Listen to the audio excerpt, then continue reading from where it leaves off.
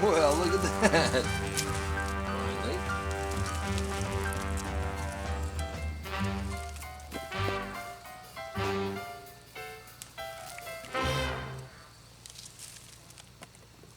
That ain't too bad for a brand new part of the garden. Straight on dirt, covered with some old grass, and frosted down pretty good. The whole goal is to take out more than you put in. And in that, I think we did okay. Yeah, I think we did okay. Now the rest of these potatoes went in almost a month later.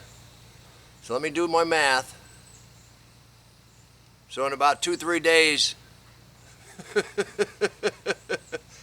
now we'll get, when they start dying back, we'll go ahead and start pulling them up.